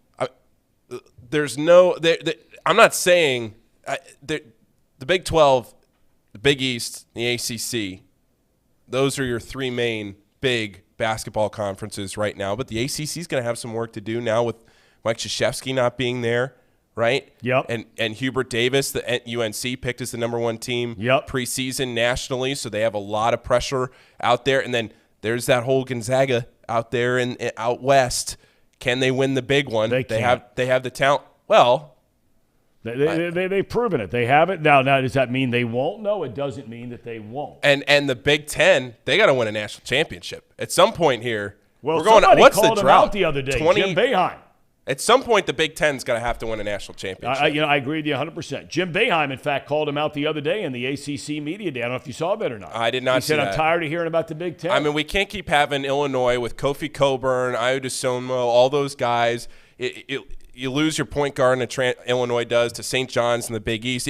You can't keep having these teams, Purdue, Zach Edey, all these guys that just flame out in March. And you could make the same argument for the Big East. Outside of Villanova, Xavier's made a couple of runs since rejoining the Big East to the Sweet 16. They went to the Elite Eight. Butler has been to the Sweet 16. Creighton last year had a nice run. They went to the Sweet 16 for the first time since the tournament expanded to 68. Providence made it to the Sweet 16. But overall, the Big East has struggled in March outside of Villanova. But the Big Ten – Big Ten's been the same way. Michigan State, for all the accolades that Tom Izzo has had, at some point, for a conference of that pedigree, they got to win the big one. I agree with you 100%. I think week in and week out, couple of games a week, I still think the Big Ten is the best basketball conference during the regular season. Yeah. The Big 12 has some good teams. TCU, another emerging team, got to the Sweet 16, got jobbed last year against overtime against Arizona. But anyway, so we got lots of basketball this season coming up to talk about. Tom, I'm very disappointed. We're an hour and a half into this show, and you still haven't noticed. You haven't looked out. You haven't noticed. Well, I can't see you. You're buried behind Penn Station, I walked bobbleheads, and all this stuff. I've been wearing this just for you the whole show. Where'd you get that? One of my good friends from Xavier worked down at TCU, so he sent me a free one. It's a big-time shirt. I was going to my closet today, and I said, you know what? Boss man might like this one. Dude, I'm not the boss man, but I mean, you're as we said, we were getting sponsors up there in front of you guys. So from where you sit, I can't even see what either one of you have on. I can barely see the tops of your head. But I love it. TCU, Horned Frogs. Go get them, Horned Frogs. They got West Virginia this week. All right. Well, you know him, you love him. He is back in his Trump Tower-like spread along the banks of the mighty Ohio over on the Commonwealth side, I might add. You know, Tracy, there's some in these parts that, and I'm not one of them, but there's some that, they on the Ohio side, they kind of look down their nose a little bit at the Kentucky side. What prompted you to be on the Kentucky side, if I may ask? You know what? I looked at my piece of property when it was being built, Tom, and I just felt my view is so much better from the side of Kentucky looking into downtown Cincinnati. And I really want to congratulate a lot of the city government people for improving my view and probably increasing the price going from 900,000. I think I'm at $1 million right now. So I appreciate you helping my view, city council. And if you could paint that yellow ugly bridge, maybe a green or something, that would help my view as well. What's wrong with the yellow? I think it looks great.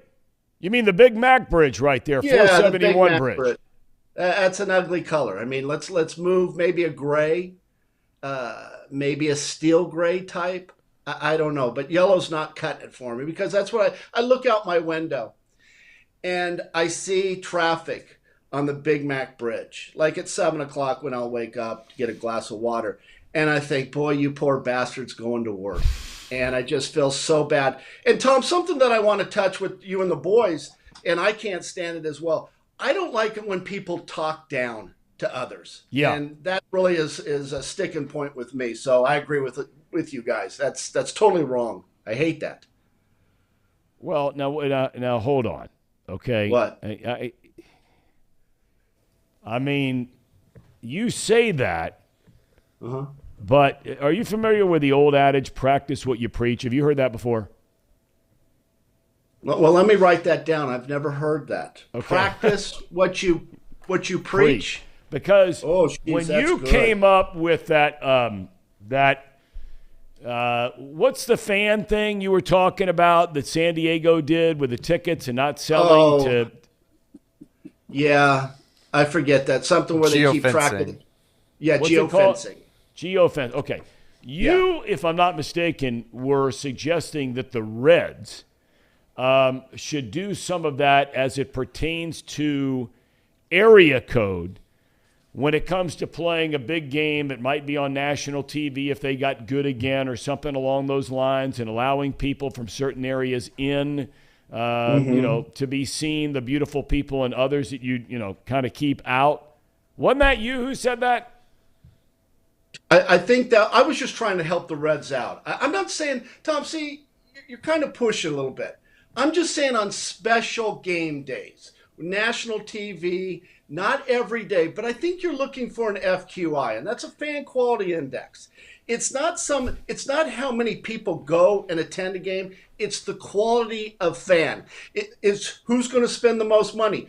Do you think people are going to spend the same amount of money going to a Reds game? Let's say someone from Bellevue or Indian Hill compared to, and I've said this, East Price Hill or a Norwood. It's not even close. We're going to spend probably 5 to 10 times what someone from Norwood or East Price Hill. I'm not taking them down because, they've got their pluses, I guess.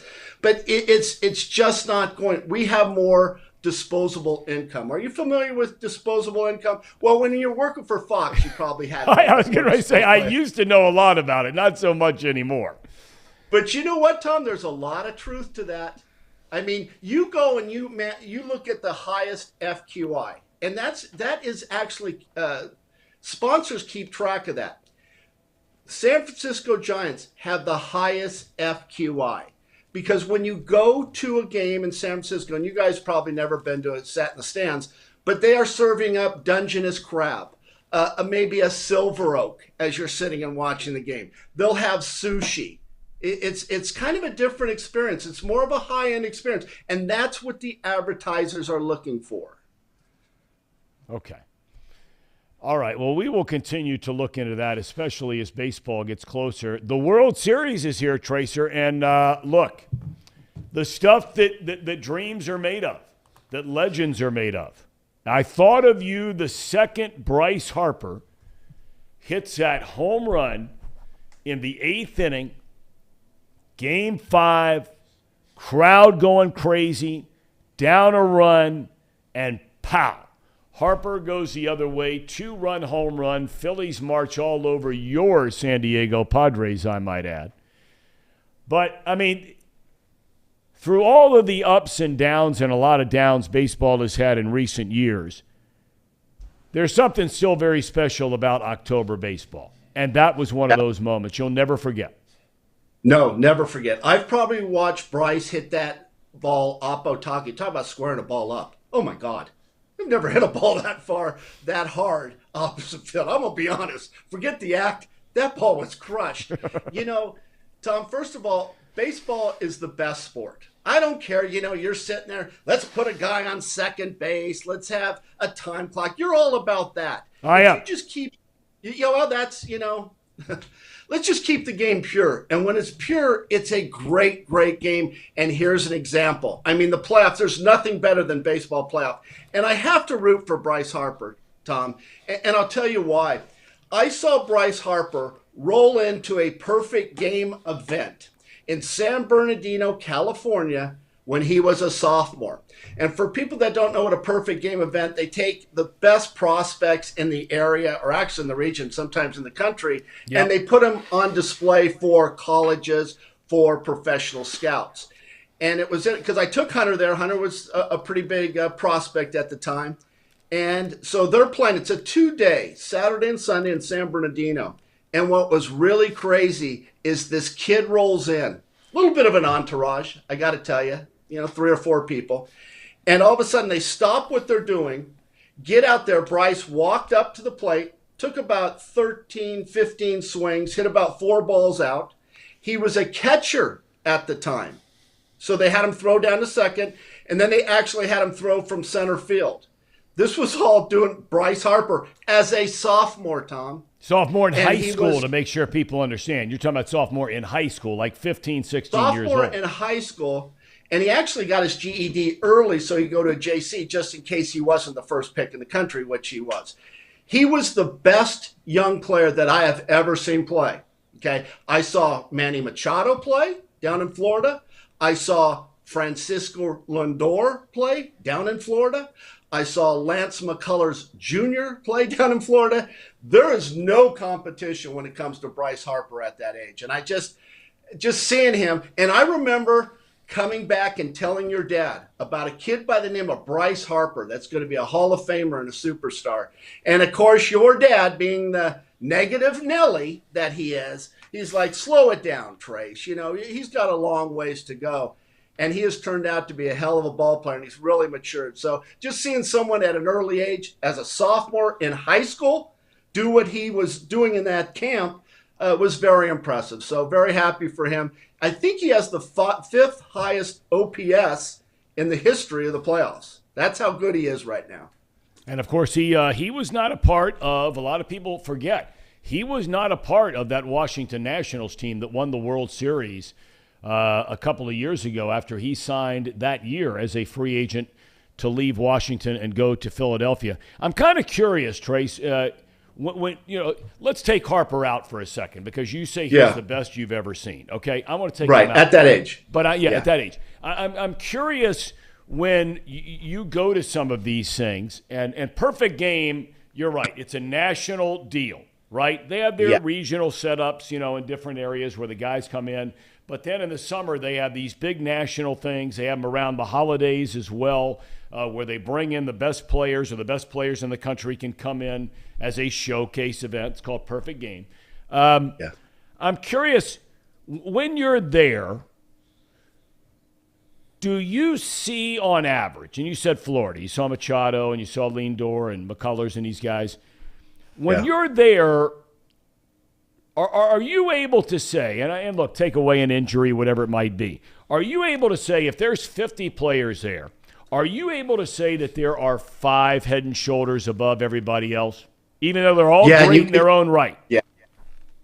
But they are at a different level, and you can see that. I saw that with Machado, and I'll tell you what was pretty crazy, because I knew about Lance McCullers Jr., right? Because I played with his dad, Lance Sr., who was a very good pitcher. And I remember sitting there and said, this Lance McCullers Jr. is so good. And All of a sudden, this guy walked up left-handed and hit one out, came up again and hit one out of off Lance McCullers Jr., and that was Lindor. I mean, so you're sitting there watching a kid who's young at 16 throw a 95, and then this Lindor kid, and you're going, who the hell is this? But your point is well taken. There are 4 or 5 players that really stand out, and I just mentioned, 3 or 4 of them. I have to ask you before we get to some lighter topics here, though, because I've had multiple discussions with a lot of people about this topic. And I'll never forget, as long as I live, when I was doing the Arizona Diamondbacks games, and one of the great players, one of the great third basemen in the history of baseball, Matt Williams, right? Gamer, yes, tough played with guy, Matt. Great player, MVP. Yeah, great. Yep. I mean, just great player. And his son was a really good player in high school. And I asked him, I said, so, what's your son looking at? Because I knew he had all kinds of college scholarship offers. Probably wasn't ready yet to be a first or second or third round pick, but that was going to be probably in the future, if not a year later when he'd be eligible for the draft, or 3 years later, depending on what kind of college he went to. He looked at me and he said, you know what? He said, he's never going to play baseball again. And I said, why not? He said, because they have these kids playing too much baseball. They have them playing too much baseball. Too many games. Too many kids are getting run on the ground. Too many pitchers are throwing too many pitchers. You talk to Tim Kremchek here in town. Every other day he's doing Tommy John on 14, 15, 16, 17-year-old kids. Are kids playing, is there such a thing as playing too much? Here's what's so funny. It's kind of timely because we've been talking about the kid. I think he's going to make a couple starts in the World Series, Lance McCullers Jr. His dad, and the Redskins, the Midland Redskins, right? Joe Hayden, the great and the whole amateur, great players. They bring in great teams. Lance McCullers Senior says, you know what? You can have my kid, but here's the rule. He pitches 1 inning a week. That's it. So to your point, Lance McCullers saw that and says, listen, you're not going to pitch my kid every single day and burn him out. He says, you can have him and you can pitch him 1 inning a week. And that's a true story. But do you think kids are playing too? Let's take the pitchers out of the mix. I shouldn't have brought them up. I'm saying, are we at a point now in baseball? And look, I'm sure basketball is no different. Football is very different because of just the way the game is played. But are kids playing too much summer baseball, fall baseball, all this stuff year-round? Is it too much? Thom, but that's what they do. They do it in basketball, right? With their AAU teams, their select teams. They do it in baseball. You got to really watch this as a parent of burning your kid out. And some kids can handle it, Thom. Other kids can't. Do they play too much? Probably. Because when I grew up, not to bring it about me again, but I went from basketball, football to baseball and was all Southern California. Again, not to bring it up about me, but all Southern California in 3 sports. I changed sports. And I think that helped me as an athlete. But now if you really want to compete, I think you got to specialize. So I understand that. But it's up to the parents not to burn your kid out. Remember, your chances of making it to the big leagues, people, are very rare. A guy like me is very special. You probably have a better chance of hitting a lottery. If you're just looking for a sport, he's probably better off playing soccer. I mean, you get a trophy, all that kind of stuff. But to think your kid is actually going to play in the big leagues, you better shake yourself because it's tough. And it's tougher now than when I got to the big leagues. All right, I want to shift gears for a well, first of all, because and for Paul Fritchner, who does a gambling show here a couple of times a week. He'll probably want to hear your prediction on who's going to win the World Series because he probably bets the other way since you went with San Diego so emphatically on beating the Phillies. I mean, they got killed in that series. Who do you like in the world? I know you're rooting for Dusty, but who do you think wins the World Series? Do you know that the Astros have gone to the World Series 4 out of the last 6 years? Yes, I do. And they won it one time, strong. And that was the year that they got caught cheating. Right. I got to go with the Astros. But you know what? The Phillies are hot. Their bats are hot. So I'm going to wait for the first couple games to be played, and then I'll tell you who I think is going to win the series. Come on. It's going to be a good series, you have to admit. That's not telling me anything. I'm asking you who you think's going to win. You know, this is what your dad does when I do a show with him. He hedges. See, you're very opinionated, Tom. You're black and white type of guy, not to bring race into it.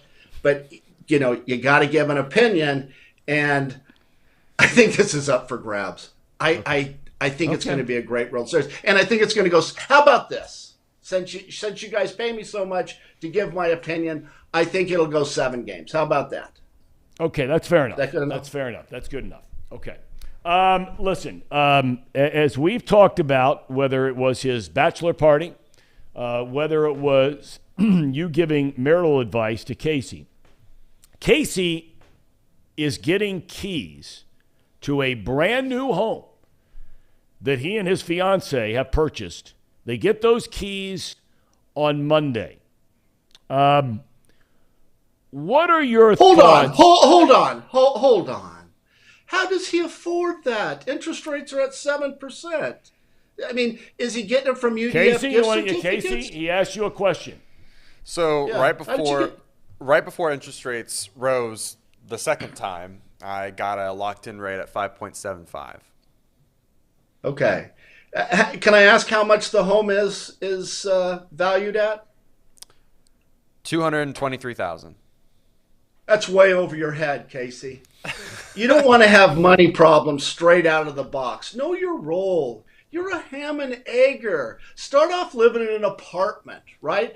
Live in an apartment, drive a Hyundai. Let's get things started, but you're already jumping into a $250,000 home. You're going to have financial issues. You're going to end up in a divorce. And then you have to restart. Oh, the guy hasn't even gotten married yet, and you're talking about the big D. Listen, the biggest decision. You come on. The biggest decision you make in your life is who you marry. Do you not agree with that? I agree 1,000% on that one, big boy. Tracy, you're forgetting the one key cog in this whole equation that I don't think you've taken into account. Go ahead. My fiance is the breadwinner. Casey, you do look smart. I got to admit, that is a great – because my wife has a lot of money. She comes from a lot of money and will inherit a lot of money. And every time I think about that, she becomes more and more attractive. You know, she is a very attractive woman, and when she inherits about $20 million, she's going to be one of the most beautiful women I've ever seen in my life. Casey, thoughts? I'm glad we think the same way. Tracy, Casey, can I tell you my grandfather used to say to me all the time, my dad's dad, Franchester Martin Brennaman as well, used to say to me all the time, he was a very wise man. He said, Tom, it's just as easy to marry a rich one as it is a poor one. Yeah. So you've clearly married a rich one. Casey, are you marrying into money? No. But she makes a lot of money. More than I do. Yeah, okay. Well, that's not saying much. You know, Casey, let me tell you something, too. If I were you, and I don't know what your wife looks like, but you want to marry a dead average woman. You don't want a high-maintenance woman. Look at Tom Brady, right? Having to deal with that crap. You just want low maintenance. Well, wait a minute. Do you think that Giselle has had to deal with some high-maintenance stuff, too? I mean, in fairness, this goes both ways, this deal. I mean, is Tom Brady high maintenance? Is Tracy Jones high maintenance? Yes, I am. I think if you take a look at my body of work, I think I deserve to be a little high maintenance. Don't you think, Tom? Don't you think? Let me tell you a secret. One of the things that I did that really got my career going was my girlfriend in Eugene, Oregon. She put me right on the right track. Now, she was a big girl. She was rather sloppy, if you know what I'm talking about. But as far as personality and as far as low maintenance, she was the best. So take from that what you want. Low maintenance, that's what you want. Yeah, but clearly you didn't continue to prescribe to that theory because, I mean, Danae is certainly not some quote. How did you describe the girl in Eugene? A little sloppy. She was a big girl, farm girl. Okay. And I think Tom, at the time, I needed a girl to sit on me a little bit. You know what I mean? Keep me down, not have me go out all the time and run the streets. And I think this girl was perfect for me. Now, the bad side, she very helpful in my career. But once I moved to Burlington, Vermont, of course, you upgrade. Right, every time that you move up a step, you upgrade. So AA to AAA, the big leagues, you get yourself a better girl. It's just one of those things. Well, then how and where did Danae come along? Because she's a California girl, right? Right. Danae came along. Here, let me pull back the screen a little bit, the curtain. Because you just said you went from Eugene to Vermont. Yeah. I don't know how much of a step up that is. It might be in baseball. I don't know. But then you go where? Then I went to Denver, and of course that girl was that's moving always up. Moving up. Always going on hikes. Had the backpack with the granola in the backpack. Would always say she needs some granola. Would keep me healthy. But then you just kind of progress. Now I met Danae when I was at the bottom of my life, just went through a divorce. In case you'll experience this, hopefully not for a while, but you'll get it. I was living in an apartment and driving a Hyundai. And Danae. Where? In California? No, here in Mason. You were living in Mason? Yes. After my divorce. Tom, I'm paying child support, spousal support, 2 homes. I lived in an apartment and drove a Hyundai. That's where I'm living. Now I live in a $1 million condo and drive a Range Rover. I've progressed. So is it a natural progression to go from Mason to a palatial estate like yours? Because his place is in Mason. I mean, how ironic is that? Yeah. Talking about boring. That is a boring place. God, they got any more Starbucks places there? There's nothing going on in Mason. What the hell's going on in Bellevue? Have you I don't say that in a negative way. I don't know. I did. No, I did not. I don't think. See, and here's how we started the show. Talking down to people. And what you did right there, Tom, shame on you. And the people of Bellevue are going to remember this. See, you can't even say that with a straight face. Because you know if there's anybody that never talks down to anybody, that would be me. You know what? And I'm going to say something. You are a nice guy. I have never heard you badmouth a single person. Well, not a single person. I wouldn't go that far. I wouldn't go that far. No, you haven't. On or off the air, you've never badmouthed another person. Someone you work with, someone you know, a baseball player, a football player. You've never done that, Tom. That's why you're one of the best in the business. That's not accurate in any form Don't or fashion. take yourself down now, buddy. Not at all. Don't take yourself down. All right, I want to ask you one last thing, and that has to do with are you a big social media guy? Well, I am. I like to troll liberals. That's what I do. I get up late at night after a couple of cocktails and I see these idiot liberals on Twitter and I just have to follow them and then I just dump all over them. It is so – I cannot wait for Elon Musk to take over Twitter because we'll be back to free speech, right? But you get on Twitter, I have never seen so many liberal woke people in my life.